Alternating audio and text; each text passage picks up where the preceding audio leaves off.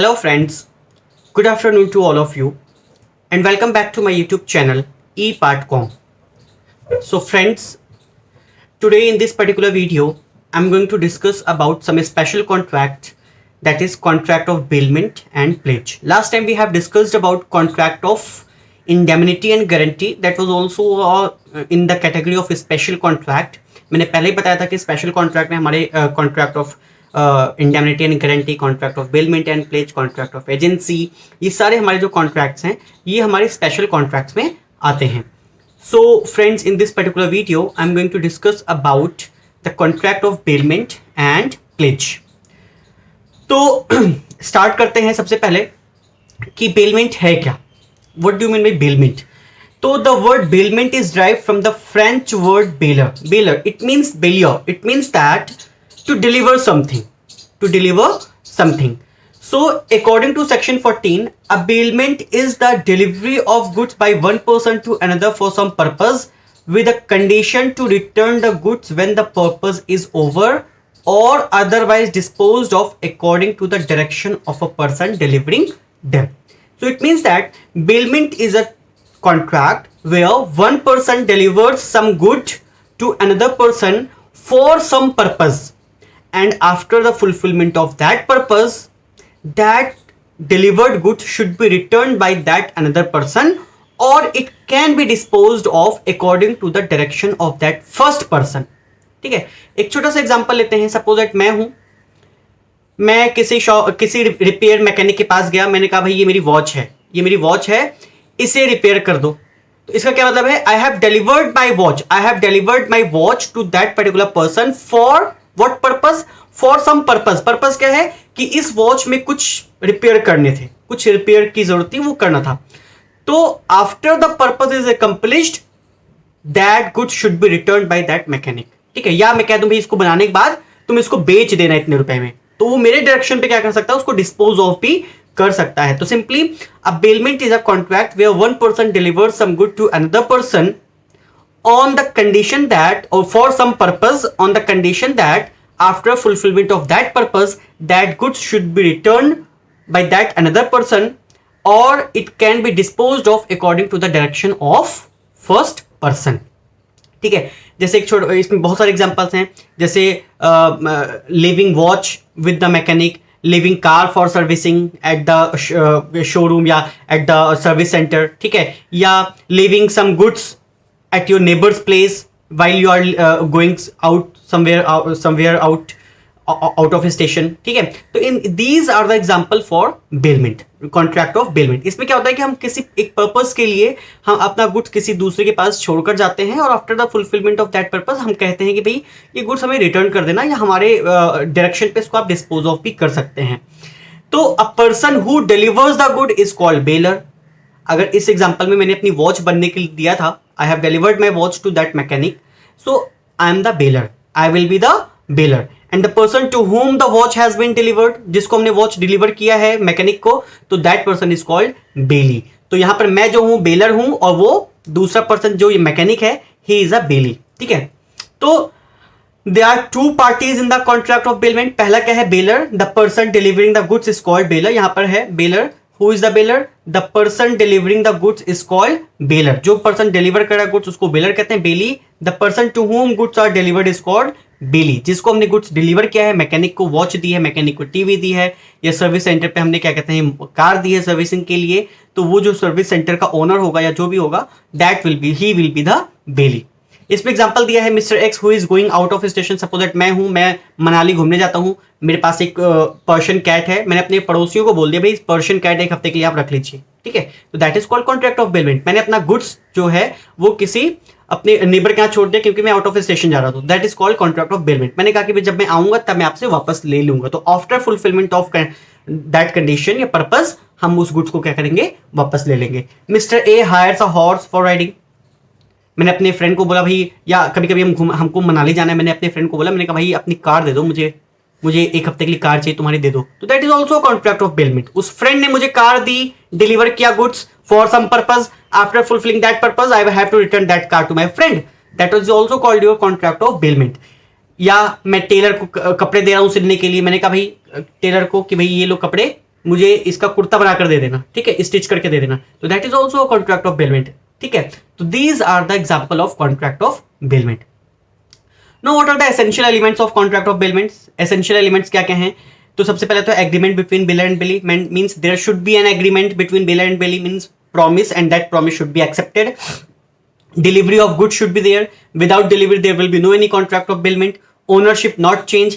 Ownership remains with the bailor. मैंने कहा था कि अगर मैं अपनी वॉच जो है मैकेनिक को दे रहा हूं तो इट डजेंट मीन कि मैं ओनरशिप भी ट्रांसफर कर रहा हूं। Only physical possession is transfer, ownership remains with the baler. Only movable goods, ये जो है सिर्फ मूवेबल गुड्स के लिए होता है, नॉट मूवेबल इमूवेबल गुड्स के लिए नहीं होता है। डिलीवरी फॉर सम पर्पस, मैंने किसी पर्पस के लिए उसको डिलीवरी की है। Change in forms and return of goods. अब इसको हम डिटेल में पढ़ते हैं।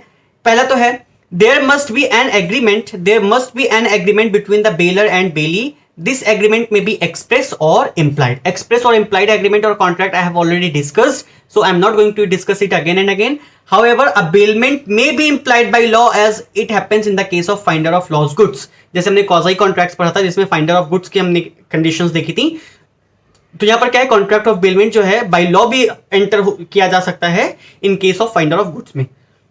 वहां पर कोई एक्सप्रेस और इंप्लाइड कॉन्ट्रैक्ट नहीं है, but still law permits, law allows कि अगर मुझे किसी का कुछ सामान मिला है, पर्स या किसी का पर्स मिला है, तो automatically I have entered into the contract of bailment, ठीक है। So in bailment it is, second point है, in bailment it is necessary that the goods should be delivered to the bailee. Until and unless there is delivery of goods, there is no any contract of bailment. जब तक कि हम delivery of goods नहीं करते हैं, there should be the delivery of goods, ठीक है। तो until and unless the goods are delivered to the bailey, there is no any contract of bailment. It is the essence of the contract of the bailment. It is further necessary that the possession of the goods should be voluntarily transferred and it is in accordance with the contract. It means that the goods should be voluntarily transferred. हम अपने खुद की मर्जी से transfer कर रहे हैं, भाई हमारा पर्पस है कि क्या कहते हैं इसको बनवाना है, तो वो मेरी मर्जी कि मैं उसको ट्रांसफर कर रहा हूं, तो that means the good should be voluntarily transferred and is in the accordance with the contract. और according to the contract, contract में जो टर्म्स एंड कंडीशंस होंगी उनके अकॉर्डिंग हमको क्या करना है, ट्रांसफर करना है। डिलीवरी में be of two types, actual delivery and constructive delivery. Actual delivery क्या है? Delivery of a car for repair to a workshop dealer is an actual delivery. हमने अपनी कार डिलीवर करती वर्कशॉप में या सर्विस सेंटर में, that is called actual delivery. Delivery of the key of a car to a workshop dealer for the repair of car is constructive delivery. मैंने उसको car deliver नहीं की, मैंने कहा भाई ये लो चाबी ले लो, कार उठा लाना तुम, ठीक है। मैंने कहा कि लो चाबी ले लो, कार तुम मेरे घर से पिक कर लेना, तो that is called constructive delivery. मैंने उसको कार डिलीवर नहीं की, मैंने कार की चाबी हैंड ओवर कर दी है, तो it means that it has been assumed कि हमने कार भी डिलीवर कर दी, that is called constructive delivery. तो डिलीवरी दो तरह की होती है, एक्चुअल डिलीवरी मैंने अपनी कार ले जाकर के उसको डिलीवर कर दी, that is called actual delivery. और कंस्ट्रक्टिव डिलीवरी मतलब मैंने अपनी कार डिलीवर नहीं की, मैंने कहा भाई ये चाबी है, कार मेरे घर से उठा लेना, that is called constructive delivery. जैसे हम पार्किंग में जाते हैं, पार्किंग जो हम अपनी कार को पार्किंग में छोड़ते हैं, that is also contract of bailment. अब अगर हम कार को पार्क में जा करके पार्किंग में लगा रहे हैं, that is called actual delivery. लेकिन मैंने पार्किंग के जो वहां पे वो था जो देख रेख करने वाला होता, उसको मैंने चाबी हैंड ओवर कर दी, भाई लो इसको पार्क कर देना, that is called constructive delivery. Now third है, in a bailment the ownership remains with the bailor. Ownership मैंने पहले भी बताया था कि that ownership is not transferred in the contract of bailment, only the physical position of the goods is transferred, ठीक है। Ownership remains with the bailor and is transferred to the bailey or anyone else, because if the ownership is transferred then it is not a contract of bailment. अगर हम ownership के साथ goods को transfer करते हैं तो in that particular case that is not a contract of bailment, it becomes a contract of sale. वो क्या हो जाएगा? कॉन्ट्रैक्ट ऑफ सेल हो जाएगा, जो कि हम आगे पढ़ेंगे sales contract sale of goods act, ठीक है। नेक्स्ट है, bailment is only for movable goods and not for immovable goods. हम सिर्फ मूवेबल गुड्स को ही इसमें कॉन्ट्रैक्ट ऑफ बेलमेंट पे इंक्लूड करते हैं, इमूवेबल गुड्स को इंक्लूड नहीं करते हैं। The goods must be delivered to the bailee for some purpose, मैंने पहले बताया था, there should be some purpose bagged in the contract of bailment. Until and unless there is no purpose, that there is no any contract of bailment. मैंने watch deliver की, मुझे अपनी watch repair करवानी है, मैंने अब पर्शियन कैट उसको अपने नेबर को दी क्योंकि मुझे घूमने जाना है, उसकी मेरा पर्पस क्या है कि पर्शियन कैट की देखभाल हो सके, उसकी उसके फीडिंग की जिम्मेवारी कोई ले सके, ठीक है, तो वो हमारा पर्पज है।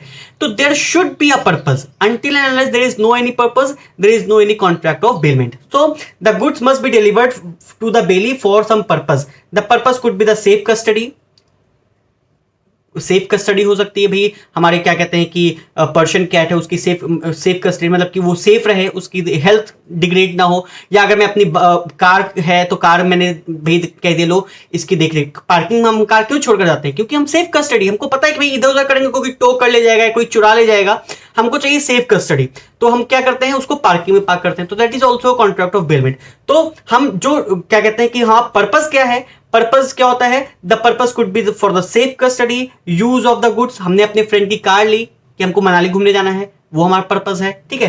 ट्रांसपोर्टेशन ऑफ द गुड्स और रिपेयर ऑफ द गुड्स, मैंने अपनी वॉच दी, वो उसको हमारा पर्पज क्या है, वॉच को रिपेयर कराने का पर्पज है, तो there should be a purpose, ठीक है। नाउ नेक्स्ट है, if the goods which are bailed are change like cloth is converted into a shirt then still the contract remains a bailment.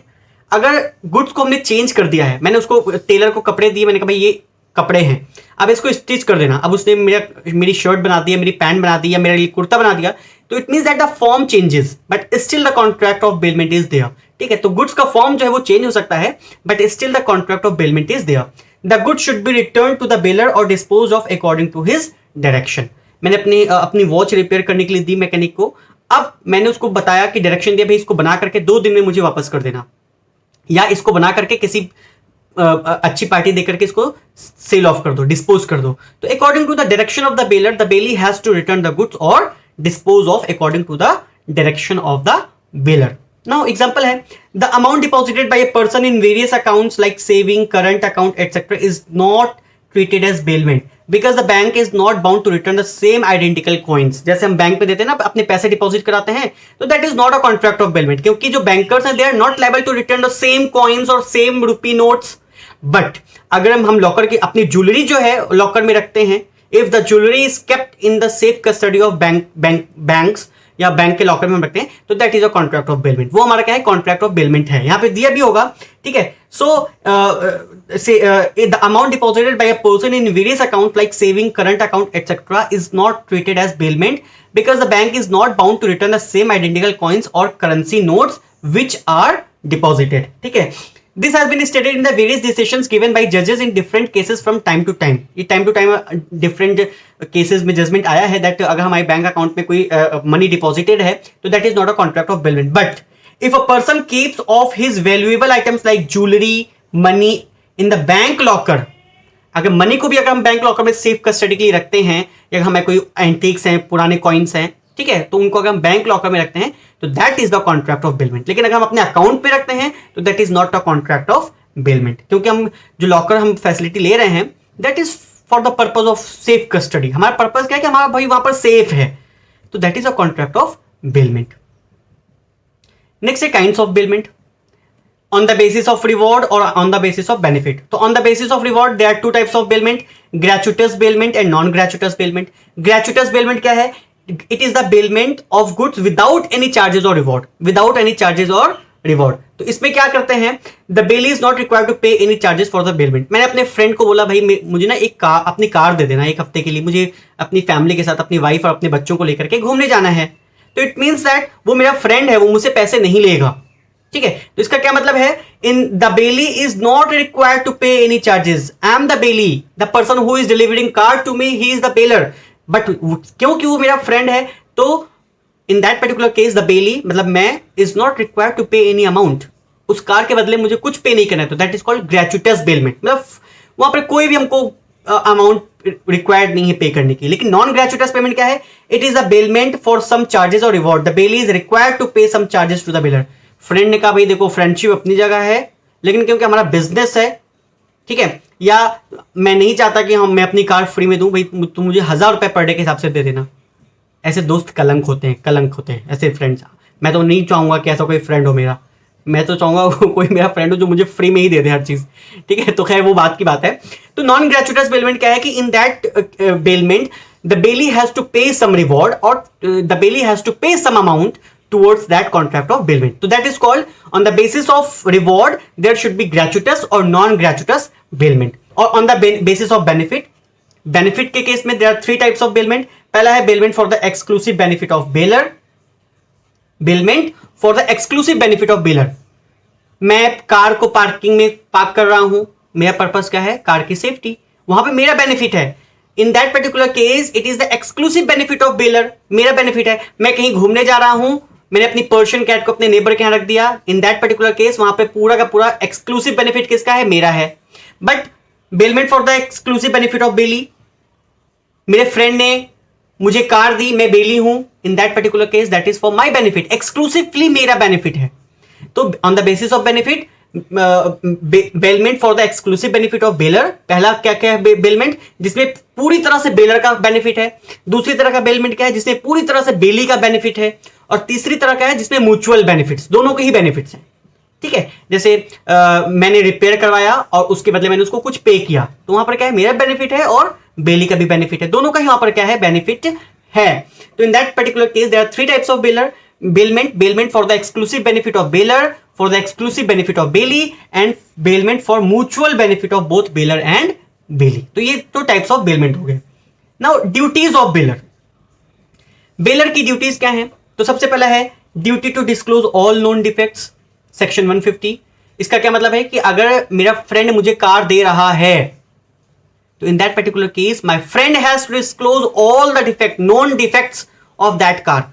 उसको मुझे बताना पड़ेगा कि इस कार में क्या क्या डिफेक्ट है. इसका पेट्रोल टैंक लीक कर रहा है, या इसके टायर में कोई प्रॉब्लम है, या इसके ब्रेक्स में कोई प्रॉब्लम है. तो it means that the bailor has to disclose all known facts related to the goods.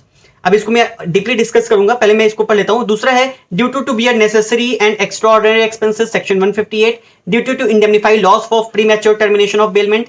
Duty to indemnify the bailee against the defective title of the baler.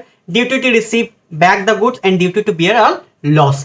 तो ये तो ड्यूटीज हैं. Now I am going to discuss these duties in detail. पहला क्या है duties of baler में? पहला क्या है?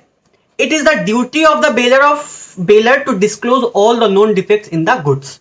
It is the duty of the bailor to disclose all known defects. अगर बेलर को पता है, अगर मेरा फ्रेंड, मैंने अपने फ्रेंड को बोला भाई मुझे अपनी बीवी बच्चों को लेकर के मनाली जाना है, मुझे अपनी कार दे दो 1 हफ्ते के लिए, तो अगर कार में कोई डिफेक्ट है तो बेलर की रिस्पॉन्सिबिलिटी है कि he should disclose all the known defects in the of the goods. ठीक है. If the bailor fails to disclose such defects and as a result if the bailee suffers from any loss, the bailor should compensate the bailee for such loss. अगर car में कोई defect है, उसकी वजह से अगर मुझे कोई लॉस हो गया, बेली को कोई लॉस हो गया, तो in that particular case the bailor has liability to compensate those losses. वो सारे लॉसेस क्या है? बेली को कॉम्पनसेट करने पड़ेंगे. ठीक है. नेक्स्ट है in case of gratuitous bailment, if the bailor fails to disclose such defect then the bailor is liable to indemnify bailee for such loss. तो इसका क्या मतलब है? If the bailor fails to disclose such defect then the bailor is liable to indemnify bailee for such loss. मतलब in case of ग्रेचुटस. ठीक है. Non ग्रेचुटस और ग्रेचुटस के केस में भी क्या है कि बेलर को सारे, he is also liable, means bailor is liable to pay all those losses या indemnify those losses which are incurred by the, या which loss which are incurred by the bailee. ठीक है. Now, in case of non-gratuitous bailment, if the bailee suffers any loss due to any defect in the goods, the bailor is liable to indemnify bailee for such loss, whether he knows those defect or not. मतलब कि इसमें क्या है कि in case of non-gratuitous bailment, non-gratuitous bailment हमने पढ़ लिया था कि क्या होता है. non-gratuitous bailment के केस में भी अगर बेली को कोई लॉस होता है तो bailor is liable to indemnify bailee for such loss whether he knows those losses और नॉट. उसको पता था कि उसकी कार में डिफेक्ट है या नहीं भी पता था कि उसकी कार में डिफेक्ट है, but still bailee has to compensate those losses. ठीक है. नेक्स्ट है the bailee must repay to the bailee all the bailor must repay to the bailee all the necessary expenses which the bailey has already incurred for the purpose of bailment in the case of gratuitous bailment. But in case of non-gratuitous bailment, the bailor is liable to repay the extraordinary expenses incurred by the bailey. इसका क्या मतलब है? The bailor must repay to the bailey all the necessary expenses which the bailey has already incurred for the purpose of bailment in case of gratuitous bailment. ठीक है. एक बार मैं आपको फिर से ग्रेचुटस और नॉन ग्रेचुटस बता देता हूं कि ग्रेचुटस क्या है.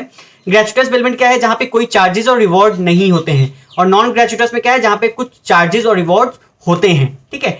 तो यहां पर क्या कह रहा है कि अगर ग्रेचुटस बेलमेंट है, in case of gratuitous bailment, the bailor must repay to the bailey all the necessary expenses which the bailey has already incurred for the purpose of bailment in the case of gratuitous bailment. अगर gratuitous bailment में बेली ने कोई expenses incurred किए हैं, suppose that मैंने अपने friend की car ले ली, अब कार के पेट्रोल टैंक में कोई डिफेक्ट है जिसकी वजह से पेट्रोल लीक कर रहा था, मैंने उस पेट्रोल टैंक को रिपेयर करवाया, ठीक है, I have already incurred the expenses, so in that particular case the bailee has to repay those expenses, extraordinary expenses जो हमने पे किए हैं, ठीक है, एक्स्ट्राऑर्डिनरी एक्सपेंसेस जो हमने पे किए हैं, अपने ट्रिप पे जो खर्च किए वो नहीं, expenses which are incurred for the trip वो नहीं, जो एक्स्ट्राऑर्डिनरी एक्सपेंसेस मैंने उस गुड्स पे या जो गुड्स हमको डिलीवर किया था उस पे जो हमने एक्सपेंस किए हैं, तो बेलर इज लायबल टू पे या रिपे दोज एक्सपेंसेस, ठीक है. तो for the purpose of bailment in the case of gratuitous bailment, but in case of non gratuitous bailment the bailor is liable to repay the extraordinary expenses incurred by the bailee, ठीक है. तो इसका क्या मतलब है कि non gratuitous bailment के case में भी हमारा जो है, सॉरी फॉर डिस्टर्बेंस,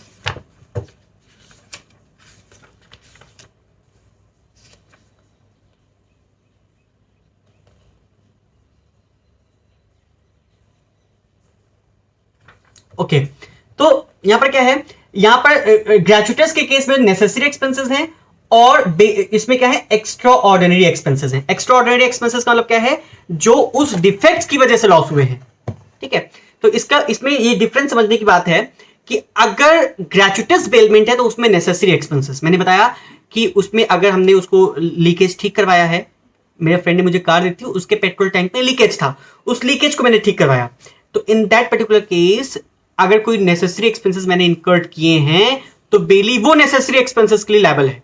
लेकिन in case of non gratuitous bailment extraordinary expenses भी हमारे क्या हैं, बेली को रिपे करने पड़ेंगे बेलर को, ठीक है, बेलर को रिपे करने पड़ेंगे बेली को.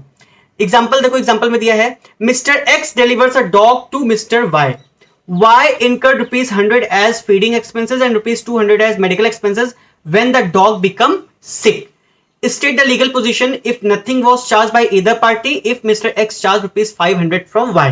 तो इसका क्या मतलब है, X ने अपना डॉग Y को दिया है, पहला केस में Y ने कुछ भी चार्ज नहीं किया और दूसरे केस में Y ने ₹500 चार्ज किया है. तो इसमें क्या कर रहा है, इट इज अ पहला जो केस है जिसमें कुछ भी चार्ज नहीं किया तो it is a case of gratuitous bailment where X must repay rupees mister X delivered to dog to mister Y incurred ₹100 as feeding and 300 to mister Y as bailee, ठीक है, मतलब ₹200 फॉर जो feeding expenses है और ₹100 for जो उसके medical expenses हैं. तो ये एक्सपेंसेस जो है in case of gratuitous bailment बेली को पे करने हैं बेलर को, ठीक है. दूसरा क्या है, दूसरा it is the case of non, अगर उसने ₹500 चार्ज किए हैं तो in that particular case it is the case of non gratuitous bailment where mister X must repay ₹200 to Y because the bailor is bound to bear all extraordinary expenses incurred by the bailey for the purpose of bailment. Feeding expenses नहीं देगा, feeding expenses तो necessary expenses हैं, ठीक है, उसके लिए वो नहीं कर सकता है, मतलब कंपनसेट नहीं मांग सकता है. लेकिन जो एक्स्ट्रा ऑर्डिनरी एक्सपेंसेस हुए हैं, जो उसके मेडिकल ट्रीटमेंट, क्योंकि मेडिकल ट्रीटमेंट तो वहां पे 500 में इंक्लूडेड नहीं था, ये तो अननोन था, तो ये जो मेडिकल एक्सपेंसेस जो उसने खर्च किए हैं, तो in case of non gratuitous bailment वो एक्स्ट्रा ऑर्डिनरी एक्सपेंसेस जो कि ₹200 हैं मेडिकल एक्सपेंसेस, वो क्या करेगा, वो रिकवर कर लेगा. लेकिन ₹100 जो फीडिंग के हैं दे आर नेसेसरी एक्सपेंसेस, वो रिकवर नहीं कर सकता, ठीक है, दे आर नेसेसरी एक्सपेंसेस. तो अब आई होप कि ग्रेचुटस और नॉन ग्रेचुटस के केस में आपको समझ में आ गया होगा कि नेसेसरी एक्सपेंसेस हम नॉन ग्रेचुटस के केस में नेसेसरी एक्सपेंसेस भी ले सकते हैं, बट नॉन ग्रेचुटस के केस में क्या है, only extra ordinary expenses can be claimed by the Bailey. Next है, if the loss caused to the bailey due to premature termination is more than the benefit obtained by the bailey, it is the duty of the bailor to compensate the bailey for such an excess loss.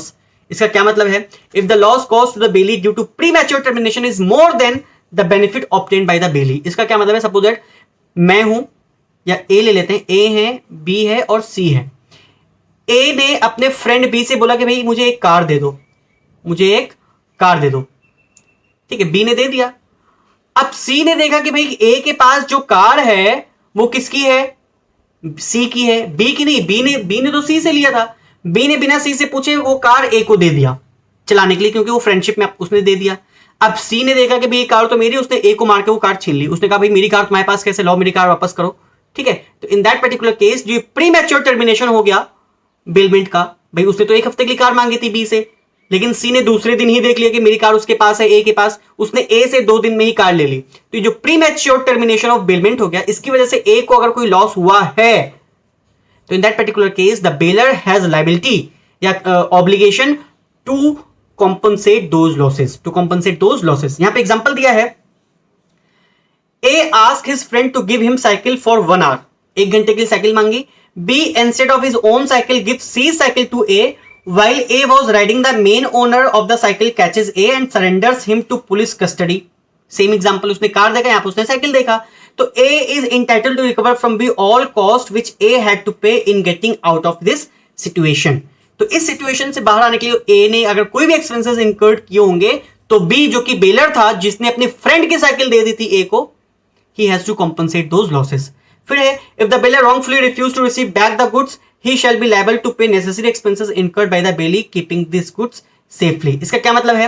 If the bailor wrongfully refused to receive back the goods, he shall be liable to pay necessary expenses. Suppose that मैंने अपनी watch किसी repair shop पर छोड़ दी, mechanic ने कहा भाई 2 दिन में आकर के अपनी वॉच ले जाना, बट उसके बाद मैं रिस्पॉन्सिबल नहीं हूं।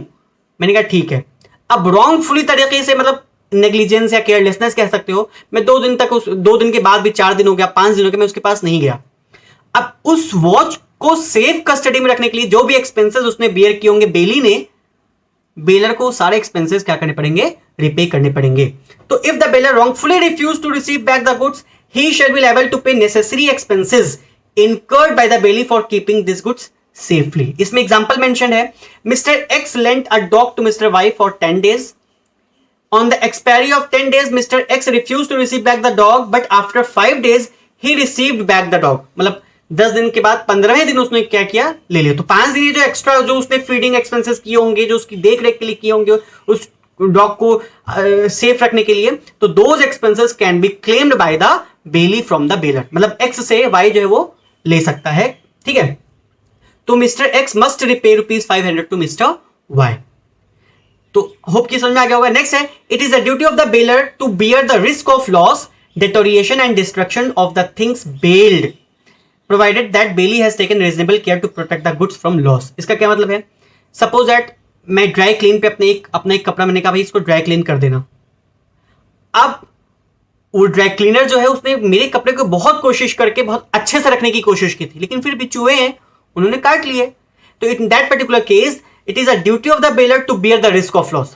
मुझे ये ड्यूटी है कि मैं वो लॉस को बियर करूं, प्रोवाइडेड कि वो जो बेली है उसने गुड्स को अच्छे से रखने की कोशिश की थी। He has tried his best to keep those goods in safe custody. ठीक है, तो इन दैट पर्टिकुलर केस मेरी ड्यूटी बनती है कि मैं वो लॉस बियर करूं। ऐसा नहीं है कि क्या कहते हैं मैं उसको जाके कहूं भाई मेरे कपड़ों के पैसे दो, मेरा कॉम्पनसेट करो, नो। हाँ, लेकिन अगर उसके नेग्लिजेंस की वजह से ऐसा हुआ होगा तब मैं कॉम्पनसेशन क्लेम कर सकता हूं।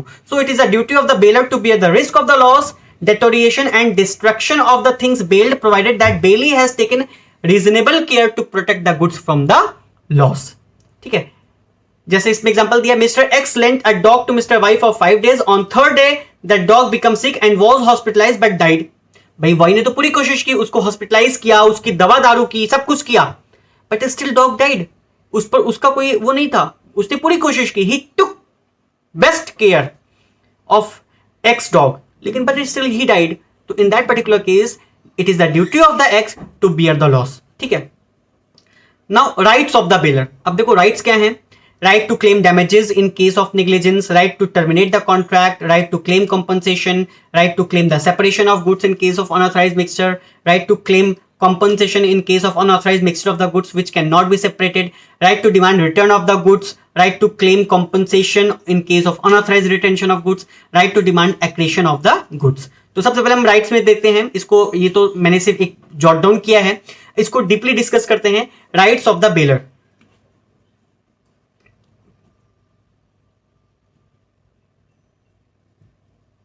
ओके, सो आज की वीडियो में इतना ही रखते हैं। Rights of the bailor we will discuss in the next video, because फिर वीडियो मेरी बहुत लंबी हो जाएगी.